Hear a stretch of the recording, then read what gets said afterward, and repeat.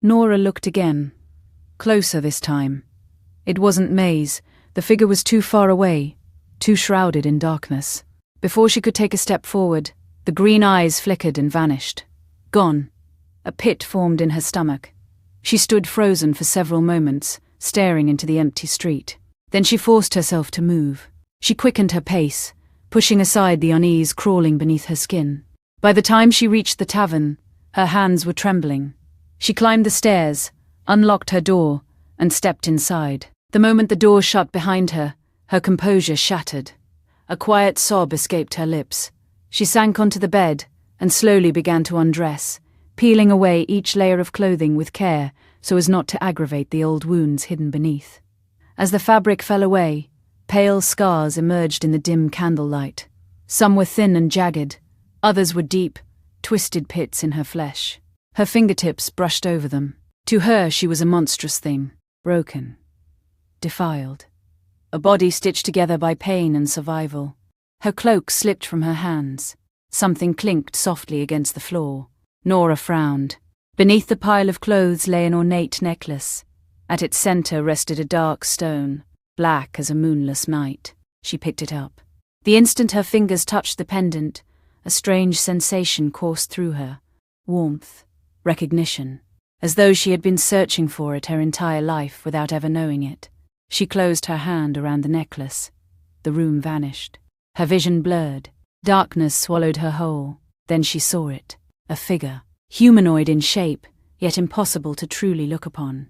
Shadows clung to it, shifting and writhing like living smoke.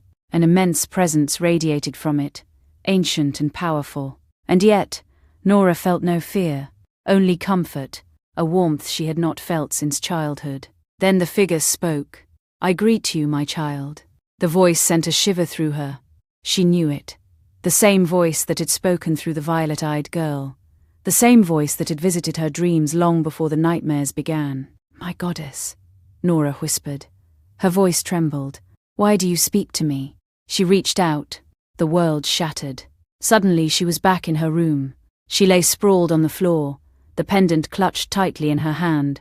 Her heart pounded wildly, but not with fear, with excitement. Something inside her had changed, only slightly.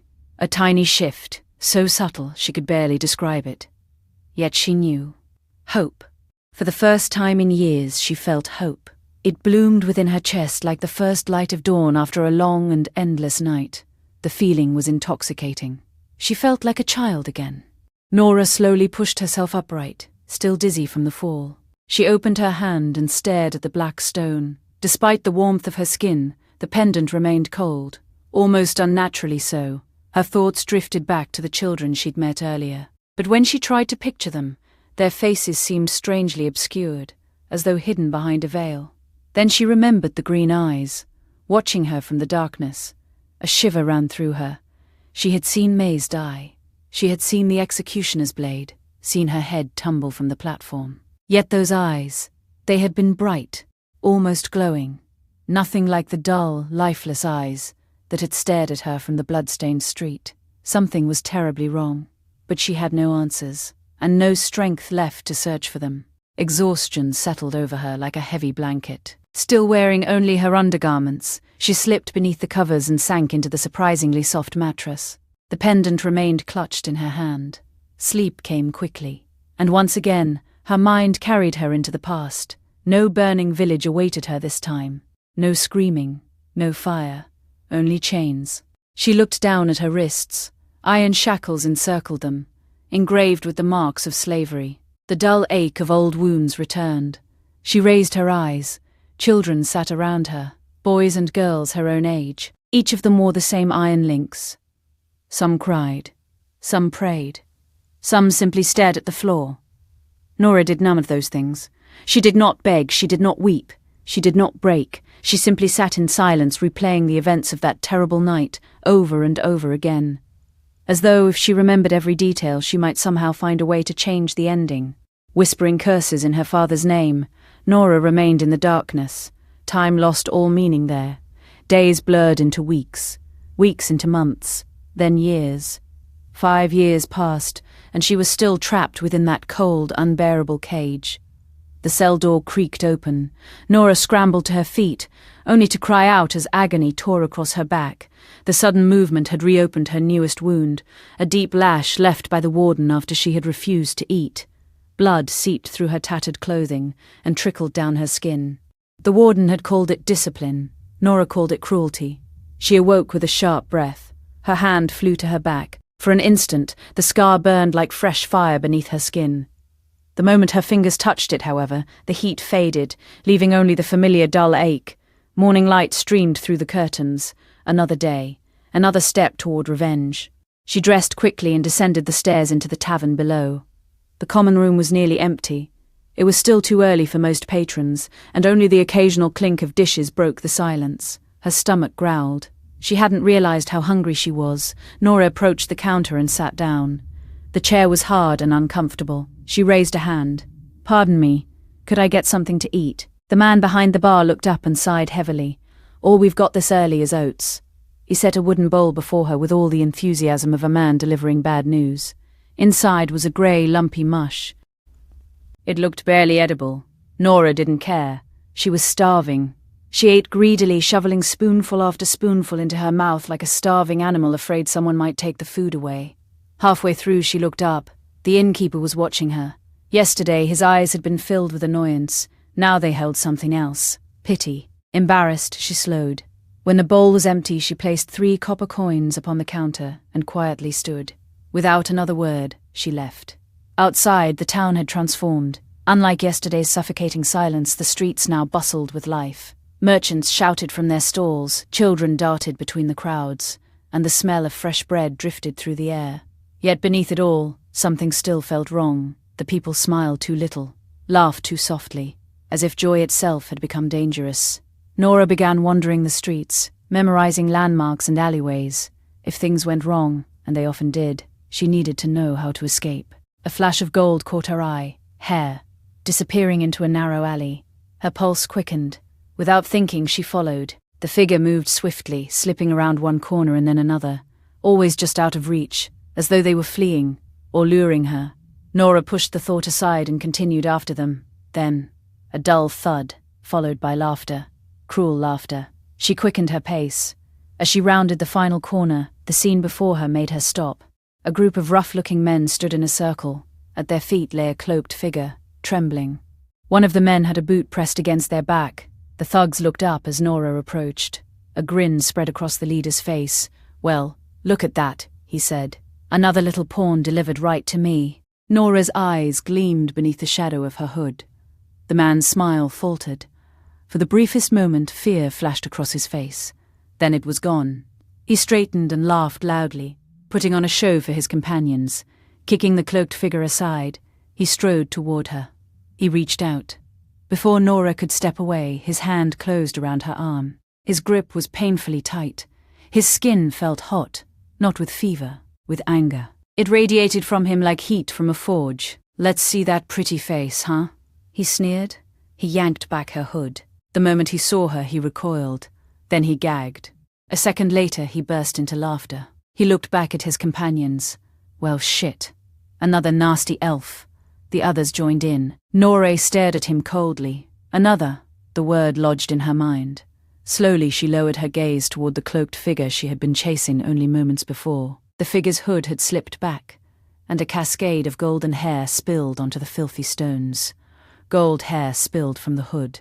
Then came the sharp, pointed ears. Nora's breath caught in her throat. "Maze?" she choked out. The figure beneath the cloak slowly lifted its head.